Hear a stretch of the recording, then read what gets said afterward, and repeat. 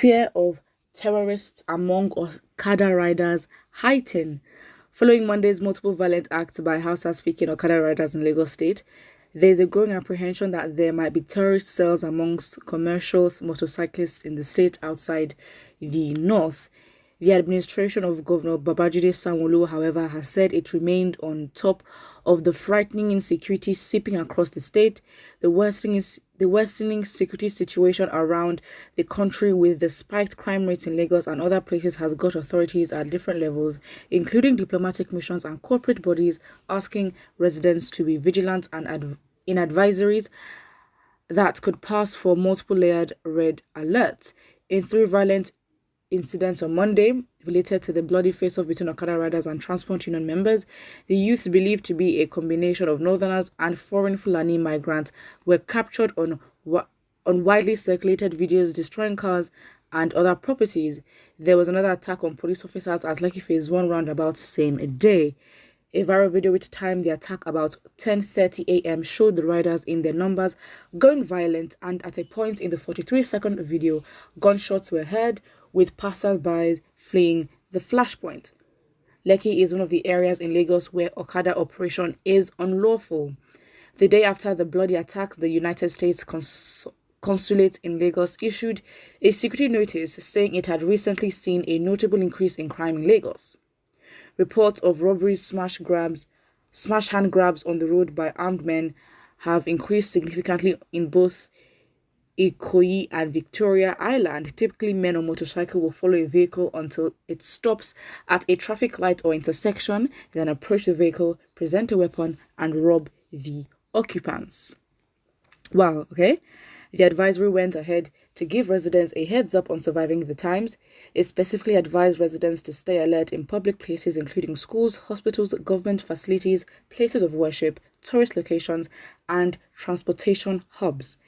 The day after the U.S. advisory, the Central Bank of Nigeria followed suit with its own security alert to its workers. A portion of the bank's security advisory reads, "Security intelligence reports have informed of a plan by undesirable elements to infiltrate various parts of the country, particularly state capitals and the FCT, with the intention to perpetrate crimes of abduction and kidnapping for ransom or as recruits for terrorism." A leaked memo of the Ministry of Interior also made the rounds on Tuesday. Officers and men of the Nigeria Security and Civil Defense Corps, NSCDC, were asked to be on red alert due to alleged plans by insurgents to attack airports across the country. The memo headlined "Looming Threat of Attack on Nation's Airports" and signed by Director, Joint Services P.O. Egbodo, reportedly arose from intelligence from the Office of the National Security Advisor, which coordinates the nation's security. Lagos State Commissioner for Information and Strategy, Mr. Gbenga Omotosho, asked residents of the state to calm down. He said, "Lagosians should not panic when we have that kind of situation. Once in a while, we can have 2 groups fighting or just one group getting into trouble or making trouble. It doesn't mean that something terrible is going to happen. But I tell you, Lagos does not joke with the issue of security at all. You can see that the ME agenda of Governor Babajide Sanwo-Olu's administration, security is one of the major pillars of good governance. Police and other security agencies are on top of the situation because they don't sleep. That is why you and I can sleep and also rest. So Lagosians should not panic. Government is on top of this situation." All right. The fact just remains that, first of all, the OKADA riding it's very dangerous. I mean, with the way and how popular it is, it should not even be a mode of transport, to be very honest. And even if it was and it was regulated, there should be signed, the way that you'd have, police stop a car and say, "Okay, where's the driver's license?" Should be the same for OKADAs if they want to continue that, and just have that kind of regulation.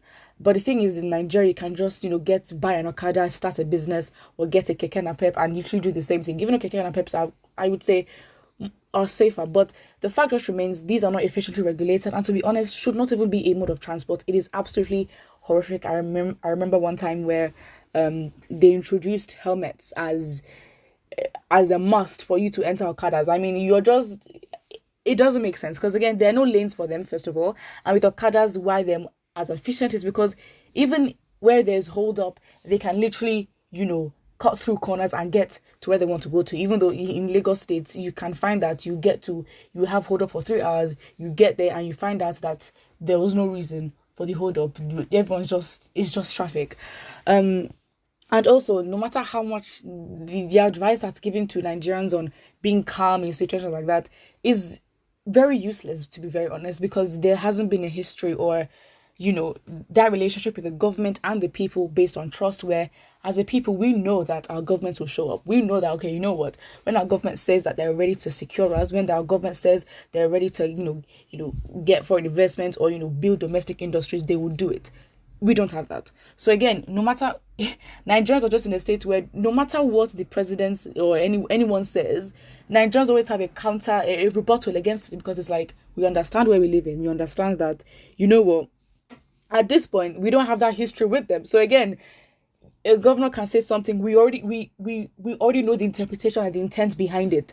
We don't listen to news like normal people would listen, in other parts of the world. The news is the news, but in Nigeria, it's a different case where you already know, you even get angry looking at the news, because it's like, it is the absolute disrespect that they'd come and forge lies to you, hoping that they've written mumu on your face and you will just follow like that.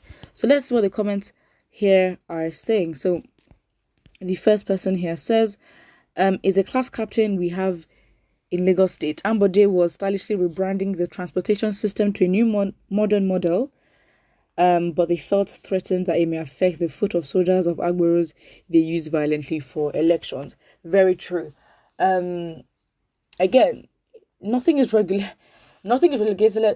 and as busy like as Lagos is, and with the bus drivers, conductors, the Agboros, the thugs, they are pawns in the hands of the government, because when it comes to elections, that's when they're already useful.